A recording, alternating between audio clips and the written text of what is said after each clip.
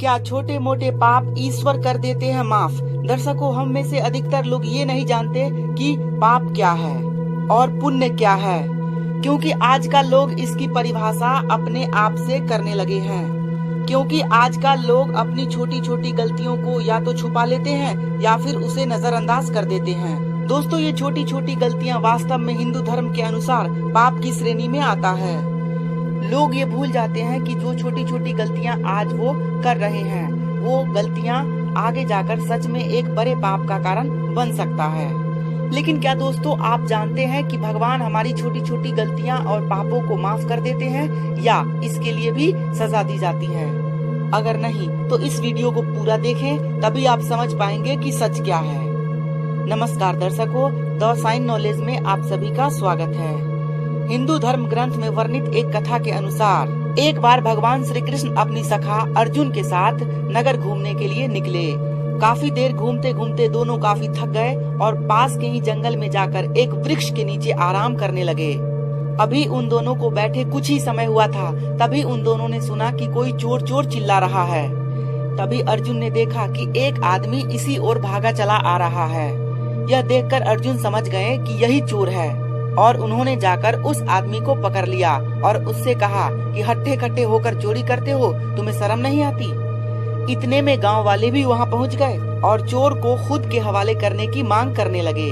तभी श्री कृष्ण ने अपना और अर्जुन का परिचय देते हुए कहा कि आप लोग इस चोर को चोर क्यों कह रहे हैं? इसने आप लोगों का क्या चुराया है? तब गांव वालों ने श्री कृष्ण से कहा कि हे प्रभु, इस दुष्ट ने हमारे बगीचे से फल चुराने का चोरी अपराध किया है, अतः आप इसे हम लोगों के हवाले कर दें। गांव वाले ही इसको सजा देंगे। श्री कृष्ण ने उस आदमी से कहा कि क्या तुमने सच में चोरी की है, और अगर हाँ तो क्यों चोरी किया तुमने? तब चोर ने कहा कि हे प्रभु, मुझे जोरों की भूख लगी थी, अतः मैंने अपना पेट भरने के लिए इस अपराध को किया है।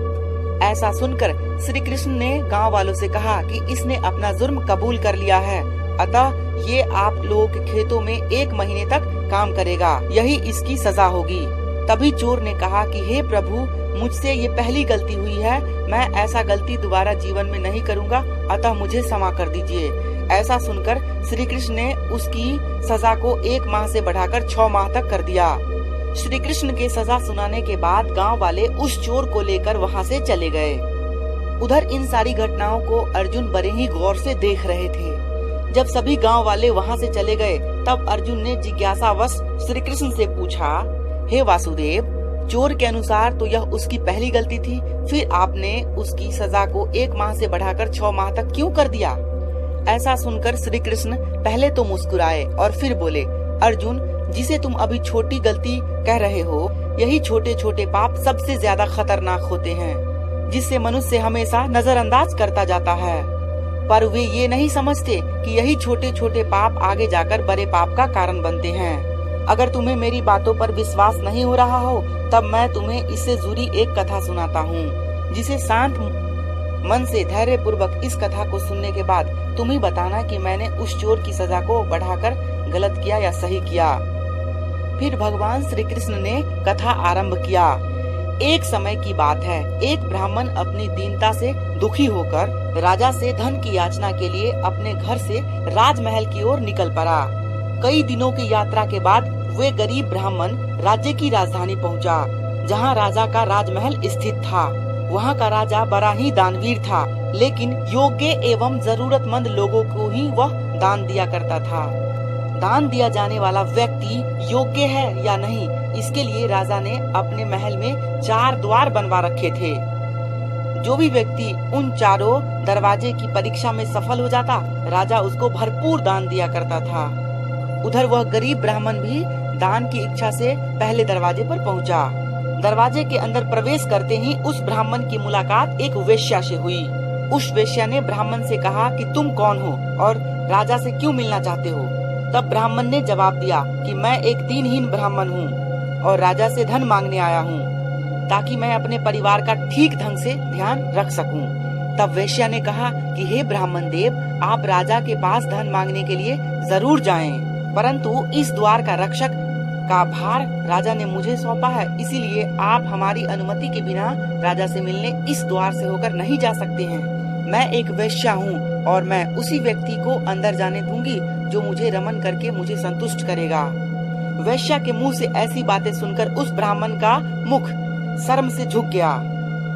तब ब्राह्मण कहने लगा, धिक्कार है, धिक्कार है। तब ब्राह्मण ने दूसरे दरवाजे से राजा के महल में प्रवेश करने का निश्चय किया और वहां से चला गया।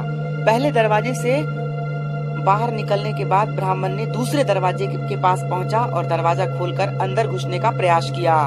उसी क्षण उसके सामने एक द्वारपाल आ गया। दूसरे दरवाजे पर मुख्य द्वारपाल रहा करता था।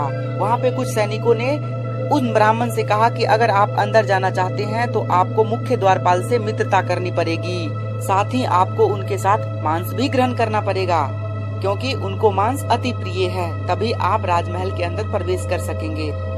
यदि आप ऐसा कर सको तब आप शांति पूर्वक भीतर जा सकते हो। यह सुनकर ब्राह्मण ने कहा कि मैं एक वेद पाठी ब्राह्मण हूँ, मैं मांस नहीं खा सकता, ये अधर्म है। तब द्वारपाल ने साफ साफ दरवाजे के अंदर जाने से मना कर दिया। आपको किसी और दरवाजे से ही महल में प्रवेश करना होगा। दूसरे दरवाजे से निकलकर ब्राह्मण राजमहल के तीसरे दरवाजे पर पहुंचा। वहां उन्होंने देखा कि कुछ लोग मदिरा पी रहे हैं। फिर भी ब्राह्मण उन लोगों को अनदेखा करके अंदर जाने का प्रयास करने लगा। तभी एक प्रहरी आया और ब्राह्मण से बोला कि यह दरवाजा सिर्फ मदिरा पीने वालों के लिए है। मदिरा पीने के बाद ही आप यहाँ से भीतर जा सकते हो। ब्राह्मण को मदिरा पीना भी स्वीकार न था, इसीलिए वह तीसरे दरवाजे से निकलकर चौथे दरवाजे की ओर चल पड़ा। चौथे दरवाजे पर पहुंचकर ब्राह्मण ने देखा कि कुछ लोग जुआ खेल रहे हैं और ब्राह्मण से बताया गया कि यह द्वार तो केवल जुआरियों के लिए है। जो व्यक्ति जुआ खेल सकता है वही अंदर जा सकता है इस दरवाजे से होकर। जुआ खेलना भी धर्म के विरुद्ध था। ब्राह्मण बड़े सोच विचार में पड़ गया और सोचने लगा कि यह तो महल में प्रवेश करने का अंतिम दरवाजा है, किस तरीके से महल के अंदर प्रवेश करे, क्योंकि चारों दरवाजे पर तो अधर्म का ही वास है। लेकिन महल के भीतर प्रवेश करना भी जरूरी है, क्योंकि अगर खाली हाथ में यहाँ से चल गया तो अपने परिवार को क्या खिलाऊंगा, उनको क्या दूंगा। अब मैं क्या करूं?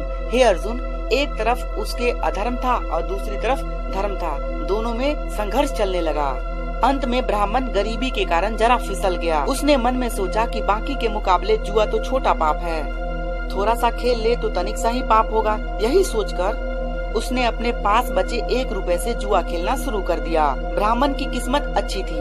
उसने जुए में पहले 1 से 2 रुपए जीते, 2 से 4, 4 से 8, इस तरह से उसने कुल 1000 रुपए जीत लिए।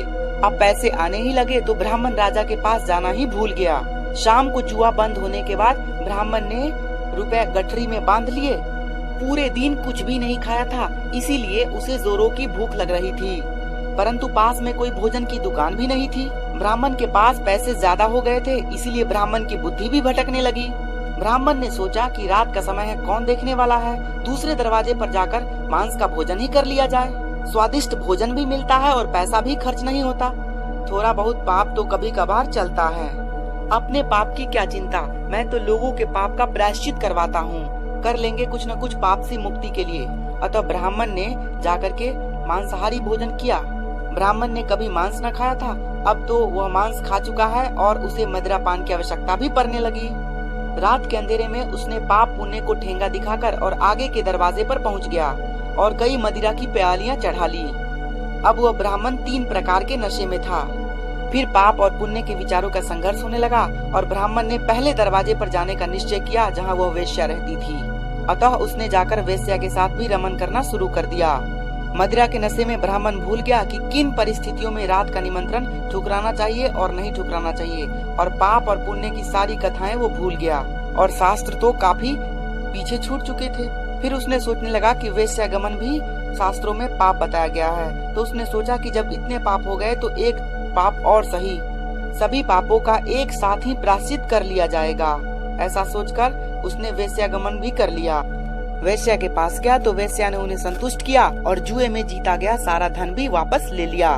एक पूरा दिन दरवाजे पर व्यतीत करके ब्राह्मण महोदय दूसरे दिन प्रातः काल उठे और उस दिन वेश्या ने उन्हें पहचानने से भी इनकार कर दिया और उन्हें घृणा के साथ देखा और कहा कि कंगाल यहाँ से बाहर निकल जाओ, और नौकरों को बुलाकर ब्राह्मण को घर से बाहर फेंकवा दिया। इधर राजा को सारी सूचना पहुँच चुकी थी। ब्राह्मण फिर चारों दरवाजों पर पहुंच गया। इस बार उसने हर दरवाजे पर खुद ही जाकर के कहा कि मैं सारी शर्तें मानने के लिए तैयार हूँ, बस मुझे एक बार राजा साहब से मिलने दीजिए। परंतु आज वहाँ का नियम जो है सारा का सारा बदला हुआ था। शर्तों के साथ कोई भी उसे अंदर जाने देने को राजी ना था। सभी जगह से ब्राह्मण को धुतकार दिया गया। अब ब्राह्मण महल के बाहर बैठे बैठे सोच रहा था कि राजा से न तो धन मिला और जुए में जीता गया सारा पैसा भी खत्म हो गया। ब्राह्मण को न माया मिली और न राम। जरा सा पाप करने में कोई भूल नहीं है, यही भूल करने की कोशिश में उसने धन और धर्म दोनों ही गवा दिया। इतना कहकर श्री कृष्ण ने कथा समाप्त की। तब अर्जुन ने हाथ जोड़कर श्री कृष्ण से कहा कि हे नारायण, आपने उस चोर को सजा देकर बड़ा ही अच्छा काम किया। तो दोस्तों, आप भी इस ब्राह्मण की तरह छोटे छोटे पाप को नजरअंदाज करने की भूल ना करें, क्योंकि अक्सर ये देखा जाता है कि बड़े बुजुर्ग या माता पिता अपने बच्चों की छोटी छोटी गलतियों को माफ करते जाते हैं और आगे चलकर यही बड़ी गलतियां बन जाती है और वो बड़ा बड़ा अपराध करने लगते हैं। अगर ये वीडियो अच्छी लगी हो तो ज्यादा से ज्यादा लाइक और शेयर करें और हमारे चैनल पे अगर आप नए हैं तो हमारे चैनल को जरूर सब्सक्राइब करें। धन्यवाद।